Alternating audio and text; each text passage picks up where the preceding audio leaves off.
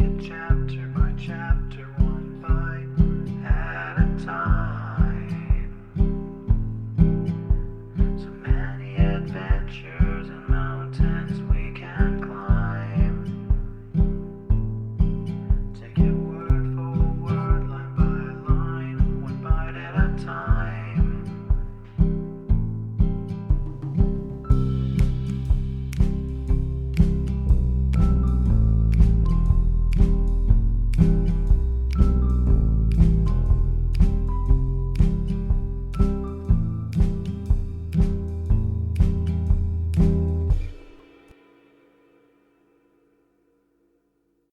Welcome to Bite at a Time Books, where we read you your favorite classics one bite at a time. My name is Bree Carlile, and I love to read, and wanted to share my passion with listeners like you. If you want to know what's coming next and vote on upcoming books, sign up for our newsletter at biteatatimebooks.com. You'll also find our new t-shirts in the shop, including podcast shirts and quote shirts from your favorite classic novels. Be sure to follow my show on your favorite podcast platform so you get all the new episodes.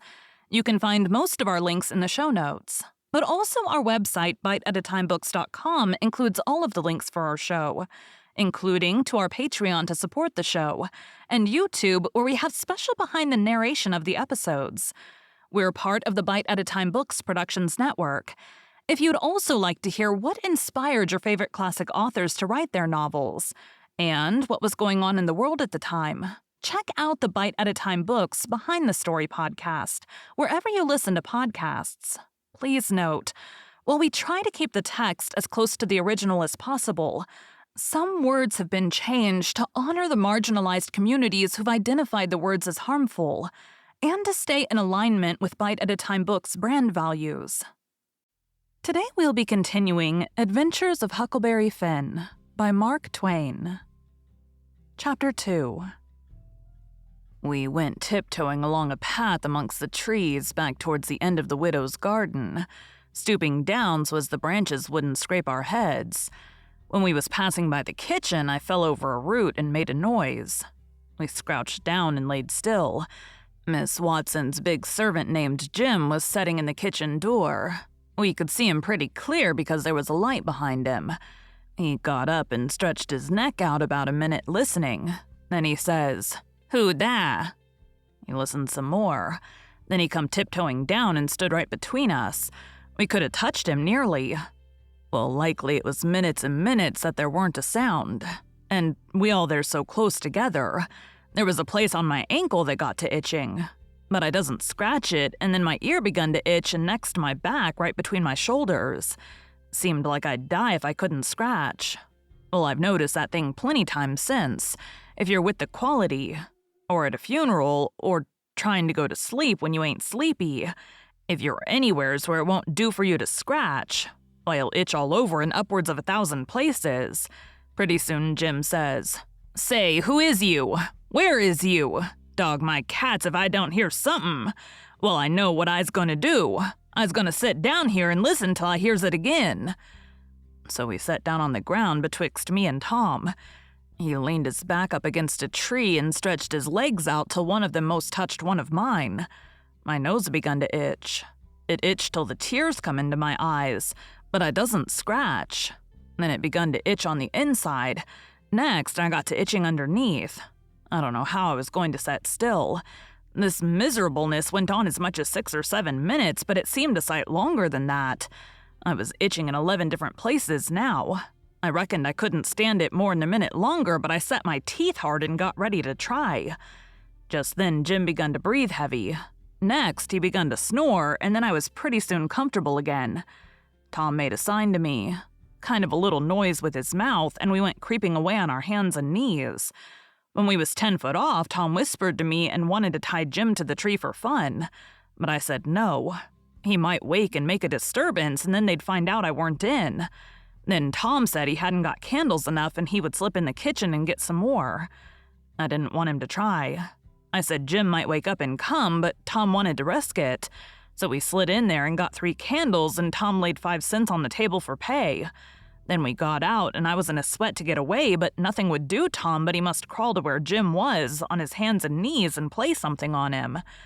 I waited, and it seemed a good while. Everything was so still and lonesome. As soon as Tom was back, we cut along the path around the garden fence and by fetched up on the steep top of the hill the other side of the house.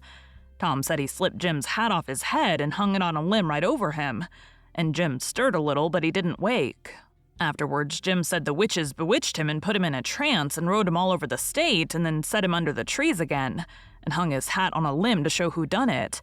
And next time Jim told it, he said they rode him down to New Orleans. And after that, every time he told it, he spread it more and more, till by and by he said they rode him all over the world and tired him most to death, and his back was all over saddle boils. Jim was monstrous proud about it, and he got so he wouldn't hardly notice the other servants. Servants would come miles to hear Jim tell about it, and he was more looked up to than any servant in that country. Strange servants would stand with their mouths open and look him all over, same as if he was a wonder. Servants is always talking about witches in the dark by the kitchen fire. But when everyone was talking and letting on to know all about such things, Jim would happen in and say, what you know about witches? And that servant was corked up and had to take a back seat.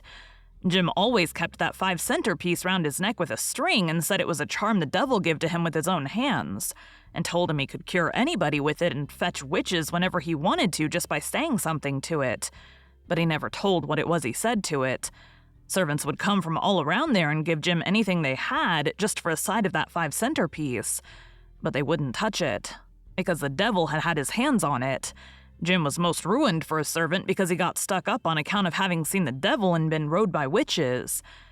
Well, when Tom and me got to the edge of the hilltop, we looked away down into the village and could see 3 or 4 lights twinkling.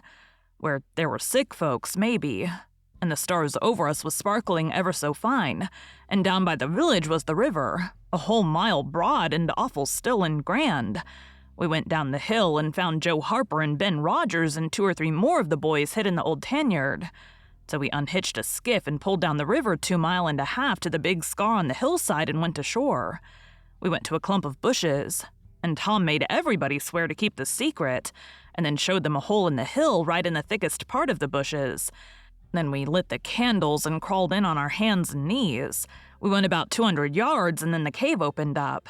Tom poked about amongst the passages and pretty soon ducked under a wall where you wouldn't have noticed that there was a hole. We went along a narrow place and got into a kind of room, all damp and sweaty and cold, and there we stopped.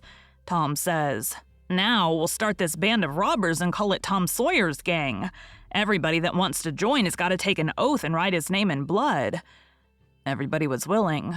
So Tom got out a sheet of paper that he had wrote the oath on and read it.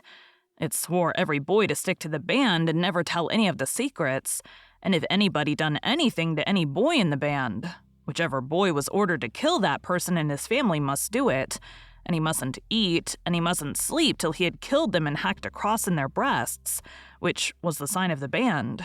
And nobody that didn't belong to the band could use that mark, and if he did, he must be sued, and if he done it again, he must be killed.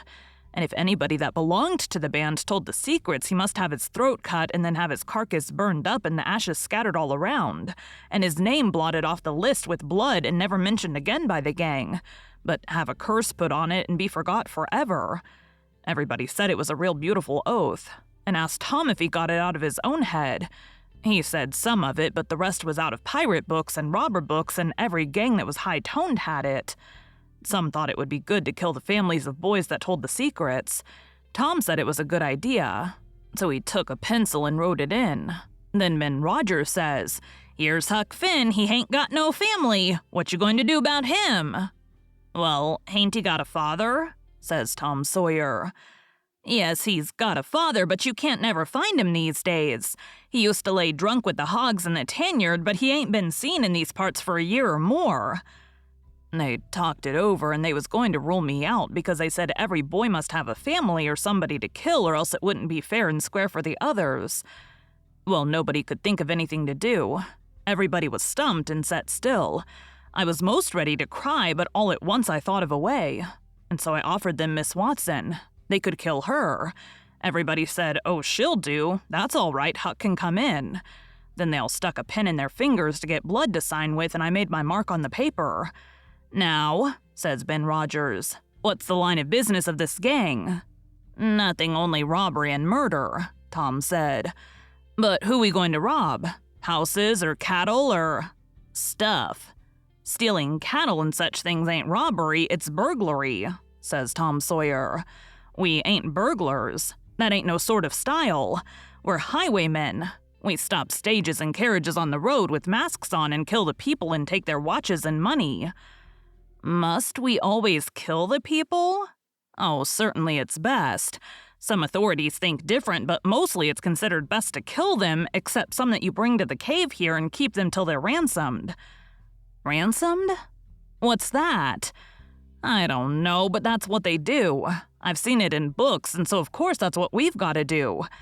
"But how can we do it if we don't know what it is?" "Why, blame it all, we've got to do it. Don't I tell you it's in the books? Do you want to go to doing different from what's in the books and get things all muddled up?" "Oh, that's all very fine to say, Tom Sawyer, but how in the nation are these fellows going to be ransomed if we don't know how to do it to them? That's the thing I want to get at. Now, what do you reckon it is?" "Well, I don't know, but perhaps if we keep them till they're ransomed, it means that we keep them till they're dead." "Now that's something like. That'll answer. Why couldn't you said that before? We'll keep them till they're ransomed to death, and a bothersome lot they'll be too, eating up everything and always trying to get loose." "How you talk, Ben Rogers. How can they get loose when there's a guard over them ready to shoot them down if they move a peg?" "A guard? Well, that is good. So somebody's got to set up all night and never get any sleep just as to watch them. I think that's foolishness. Why can't a body take a club and ransom them as soon as they get here?" "Because it ain't in the books, so that's why. Now, Ben Rogers, do you want to do things regular or don't you? That's the idea. Don't you reckon that the people that made the books know what's the correct thing to do? Do you reckon you can learn 'em anything? Not by a good deal. No, sir, we'll just go on and ransom them in the regular way." "All right, I don't mind, but I say it's a full way anyhow. Say, do we kill the women too?" "Well, Ben Rogers, if I was as ignorant as you, I wouldn't let on. Kill the women? No, nobody ever saw anything in the books like that. You fetch them to the cave, and you're always as polite as pie to them, and by they fall in love with you and never want to go home anymore." "Well, if that's the way, I'm agreed. But I don't take no stock in it. Mighty soon we'll have the cave so cluttered up with women and fellows waiting to be ransomed that there won't be no place for the robbers. But go ahead. I ain't got nothing to say." Little Tommy Barnes was asleep now, and when they waked him up, he was scared and cried and said he wanted to go home to his ma and didn't want to be a robber anymore. So they all made fun of him and called him Crybaby, and that made him mad, and he said he would go straight and tell all the secrets. But Tom give him 5 cents to keep him quiet and said we would all go home and meet next week and rob somebody and kill some people. Ben Rogers said he couldn't get out much, only Sundays, and so he wanted to begin next Sunday. But all the boys said it would be wicked to do it on Sunday, and that settled the thing. They agreed to get together and fix a day as soon as they could. And then we elected Tom Sawyer first captain and Joe Harper second captain of the gang, and so started home. I climbed up the shed and crept into my window just before day was breaking. My new clothes was all greased up and clayey, and I was dog-tired. Thank you for joining Bite at a Time Books today, while we read a bite of one of your favorite classics. Again, my name is Bree Carlile, and I hope you come back tomorrow for the next bite of Adventures of Huckleberry Finn. Don't forget to sign up for our newsletter at biteatatimebooks.com and check out the shop. You can check out the show notes or our website, biteatatimebooks.com, for the rest of the links for our show. We'd love to hear from you on social media as well.